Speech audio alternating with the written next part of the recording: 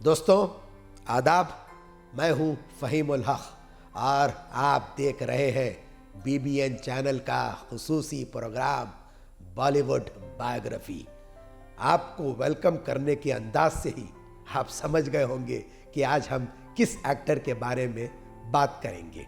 जी हाँ, जानी जिनका तकल्लुस, पाइप जिनका आइकॉन, वो थे राजकुमार। ये तो शेर की गुफा है। यहाँ अगर तुमने करवट भी ली तो समझो मौत को बुलावा दिया। 8 अक्टूबर 1926 को पाकिस्तान के बलूचिस्तान में पैदा हुए राजकुमार ने अपनी दमदार एक्टिंग से न सिर्फ लाखों लोगों के दिलों पर राज किया, बल्कि पूरी फिल्म इंडस्ट्री ने भी उन्हें राजकुमार माना। फिल्मों में आने से पहले राजकुमार मुंबई के माहिम थाने में सब इंस्पेक्टर थे। उनके फिल्मों में आने का किस्सा भी काफ़ी मशहूर है। कहते हैं कि एक मर्तबा रात में गश्त के दौरान एक सिपाही ने राजकुमार से कहा कि हुजूर, आप रंग ढंग खत काठी में किसी हीरो से कम नहीं हैं। फिल्मों में अगर आप हीरो बन जाएं तो लाखों दिलों पर राज कर सकते हैं। सिपाही की यह बात राजकुमार के दिल में बैठ गई और शायद तभी उन्होंने दिल ही दिल में हीरो बनने का मन बना लिया था। ऐसे में कुछ दिनों बाद फिल्म प्रोड्यूसर बलदेव दुबे कुछ ज़रूरी काम के सिलसिले पुलिस स्टेशन आए। उस दौर उनकी मुलाकात राजकुमार से हुई और राजकुमार की बात करने से इतने मुतासिर हुए कि उन्होंने अपनी फिल्म शाही बाजार में उन्हें हीरो के तौर पर कास्ट कर लिया। राजकुमार ने भी नौकरी से इस्तीफा दे दिया और अपने फिल्मी करियर की शुरुआत की। हम अपने हुक्म के खुद मालिक हैं। हम अपने हुक्म से ही अंदर आए थे। शाही बाजार को बनने में काफ़ी वक्त लग गया और राजकुमार को अपनी ज़िंदगी गुजारना भी मुश्किल हो गया। इसलिए उन्होंने 1952 में रिलीज़ हुई फिल्म रंगीली में एक छोटा सा रोल किया। ये फिल्म थिएटर में कब लगी और कब चली गई किसी को पता भी नहीं चला। ऐसे में आई उनकी फिल्म शाही बाजार, जो बॉक्स ऑफिस पर औंधे मुंह गिर गई। शाही बाजार की नाकामी के बाद राजकुमार के तमाम रिश्तेदार ये कहने लगे कि तुम्हारा चेहरा फिल्म के लिए मुनासिब ही नहीं है, और कुछ लोग कहने लगे कि तुम विलन बन सकते हो। अगले 5 साल राजकुमार स्ट्रगल करते रहे। जो भी फिल्में उन्हें मिलती, उस दौरान छोटे मोटे रोल उनमें होते तो वो उन्हें साइन करते चले गए। उन्होंने अनमोल, सहारा, अवसर, घमंड, नीलमणि और कृष्ण सुदामा जैसी कई फिल्मों में एक्टिंग की, लेकिन इनमें से कोई भी फिल्म बॉक्स ऑफिस पर कामयाब नहीं हो पाई। किस तरह जीते हैं ये लोग, बता दो यार। साल 1957 में रिलीज हुई महबूब खान की फिल्म मदर इंडिया यूं तो पूरी तरह नरगिस पर थी, लेकिन इस फिल्म में किसान के एक छोटे से रोल में राजकुमार ने जो कमाल की एक्टिंग की है, उससे उन्हें इंटरनेशनल लेवल पर पहचान मिली। और इस फिल्म की बड़ी कामयाबी के बाद वो फिल्म इंडस्ट्री में अपना सिक्का जमाने में कामयाब हो गए।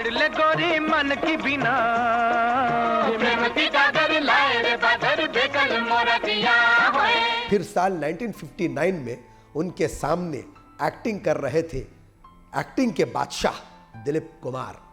जरा पैसे की तंगी थी इसलिए। अरे भैया, मैंने तुमको कितनी बार चिट्ठी में लिखा कि तुम मेरी चिंता मत करो, मेरी चिंता मत करो। यहाँ भी राजकुमार ने अपनी एक्टिंग के जरिए लोगों की तारीफ की। दौलत ने पसीने को आज लात हमारी, हरगिज न रुकेगी अब हड़ताल हमारी। यहाँ पर मैं कुछ कहना चाहूँगा कि दिलीप कुमार मेथड एक्टिंग के लिए माने जाते थे। वो जो भी रोल करते उस रोल में वो समा जाते। लेकिन राजकुमार का मानना था कि रोल कोई भी हो वो राजकुमार नहीं बनना छोड़ेंगे।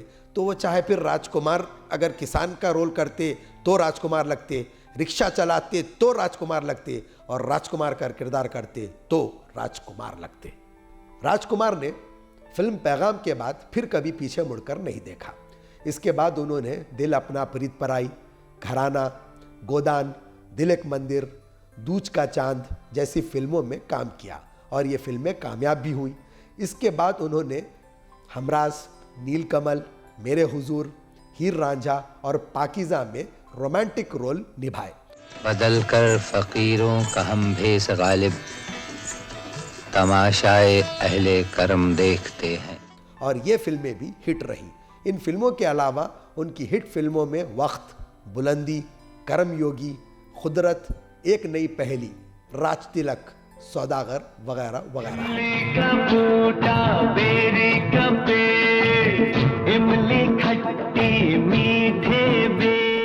राजकुमार जाने जाते थे अपनी आवाज़ की वजह से और उनकी एक यूनिक डायलॉग डिलीवरी की वजह से। उनका जो अंदाज़े बयां था वो शायद किसी का न था, न है और न रहेगा। जैसे वक्त फिल्म में राजकुमार रहमान को बोलते हैं कि चिनाए सेठ जिनके घर शीशे के बने होते हैं वो दूसरों पर पत्थर नहीं फेंका करते, काफ़ी हिट हुआ। इस फिल्म में उनका एक और डायलॉग काफ़ी मशहूर हुआ जो था, जानी छुरी बच्चों के खेलने की चीज़ नहीं, हाथ कट जाए तो खून निकल आता है। चिनाए सेठ जिनके अपने घर शीशे के हों वो दूसरों पर पत्थर नहीं फेंका करते। ये बच्चों के खेलने की चीज नहीं, हाथ कट जाए तो खून निकल आता है। इसी तरह बुलंदी में उनका एक डायलॉग था जहाँ पर वो डैनी को कहते हैं, हमको मिटा सके ये ज़माने में दम नहीं, हमसे खुद ज़माना है, ज़माने से हम नहीं। हमको मिटा सके ये जमाने में दम नहीं, हमसे जमाना खुद है, जमाने से हम नहीं। इसी तरह और भी फिल्मों में उनके डायलॉग्स, पाकीज़ा का रोमांटिक डायलॉग वो भूले नहीं भूलता। वो एक कंपार्टमेंट में चले आते हैं जहाँ पर मीना कुमारी सो रही हैं और वो उनके पैरों पर नज़र पड़ती है तो वो एक पर्ची उनकी पैर में लगाकर चले जाते हैं, जो बाद में मीना कुमारी पढ़ती हैं, जो फिर वॉइस ओवर राजकुमार का आता है और वो डायलॉग था, माफ़ कीजिएगा गलती से आपके कंपार्टमेंट में चला आया, आपके पैर देखे बहुत हंसी है, इन्हें ज़मीन पे मत देख रखिएगा। इस तरह एक खूबसूरत अंदाज राजकुमार का था, वो लोगों के दिलों को लुभाने लगा और वो लोगों के दिलों में एक घर कर गए। साल 1991 में रिलीज़ हुई फिल्म सौदागर में राजकुमार एक बार फिर दिलीप कुमार के साथ काम कर रहे थे और इस फिल्म में उन दोनों के बीच बेहतरीन टक्कर थी। दिलीप कुमार इस फिल्म में एक्टिंग का ज़बरदस्त टकराव दिखाना चाहते थे क्योंकि तब तक राजकुमार को भी लोगों ने दिलीप साहब के ही लेवल पर बिठा दिया था।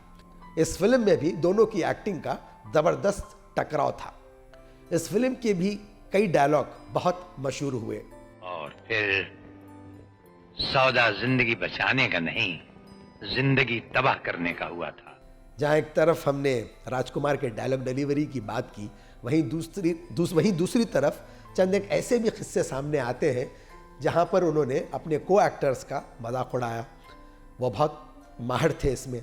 कहते हैं अब कि एक बार उन्होंने गोविंदा को एक फैंसी शर्ट में देखा और कहा कि जानी तुमने बहुत अच्छा कपड़ा पहन रखा है। तो गोविंदा बेचारे बहुत खुश हुए कि राजकुमार ने उनकी तारीफ़ की, तो उन्होंने वो शर्ट उन्हें तोहफ़तन दे दी। दूसरे दिन देखते हैं कि राजकुमार ने उस शर्ट को फाड़कर रुमाल बना दिया था और वो गले में लटका कर सेट पर पहुँचे।